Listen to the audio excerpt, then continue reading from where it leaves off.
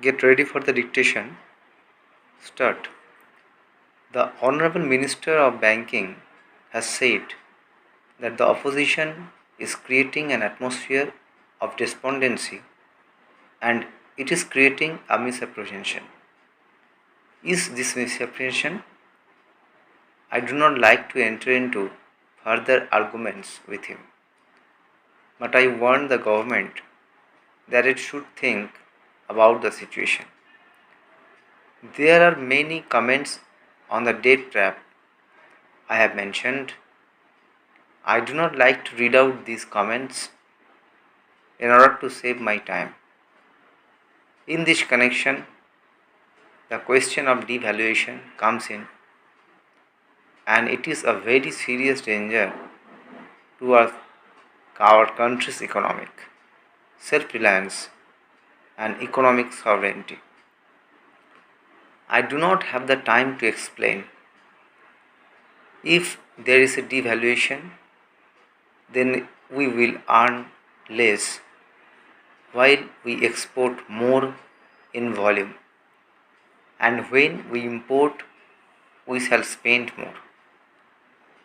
That is another angle, another factor of the debt trap. As for the unofficial devalued position of our rupee in terms of the SDR, the Indian rupee has got devalued as much as 40% during the last 15 years. Therefore, I have referred to the debt trap. This is what is happening.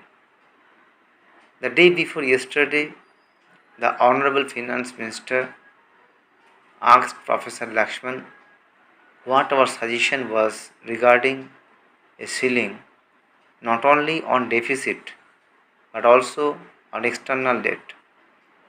I say yes, there is a ceiling.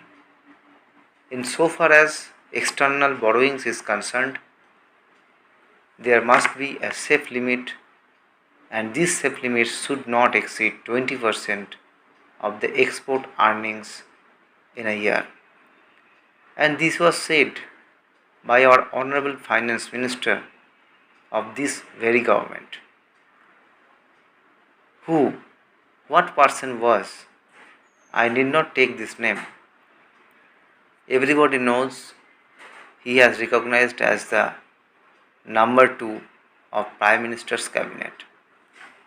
He prescribed in his house and in the other house that our safe limit on external borrowing should not exceed 20% of the annual export earnings. This, I think, was said when the country was debating the IMF loan. And he said that we were certainly prudent. We are within the safe limit of what? Now, according to my calculation, I may be mistaken. I wish I were mistaken. That limit has reached about 27%. Therefore, we have crossed the danger mark. We have crossed the lead line. Therefore, government should exercise great restraint on this. I have seen how the World Bank assistance is misused.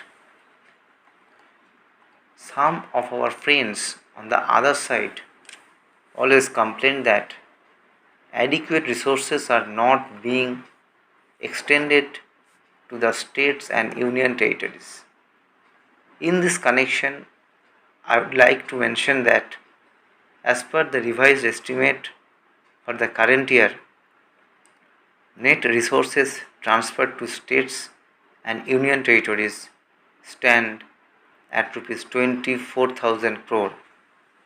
But as regards the budget estimate for the next year, rupees 26,000 crore are proposed to be transferred to states and union territories. That means an increase of 5% over the revised estimate and 13% over the budget estimate for the current year. Sir, as regards the percentage of increase over the revised estimate for the current year in defense, the increase is 8%. In major subsidies, the increase is going to be 19%. In social service, including education and health, etc., it is proposed to be 9%. Now, I would like to draw the attention of the House to the fact that when you compare the implementation of the annual progress under the 6th plan and annual progress under the 7th plan, you will find a large difference. In the first year of the 6th plan, the progress was 13%, whereas in the first year of the 7th plan, it was 20%. Similarly, in the second year, it was 15% and 20%. In the third year, it was 16% and 22%. And in the fourth year, that's the next year, whereas in the sixth plan, the progress was 20%. We will be achieving a progress of 22% in the seventh plan. It means in the final year, only 14% of the plan work will have to be done. It means in the seventh plan period, we have better implementation and better achievements. As regards central plan outlays by ministries and departments, I find that in agriculture, as regards budget estimates and revised estimates for the current year, there is an upward variation of 7%. In agriculture, research and education, there is no variation. In rural development, it is 5%, but in health, education, civil aviation, information and broadcasting, and surface transport, there is a shortfall. The total expenditure of the government is up to 11%.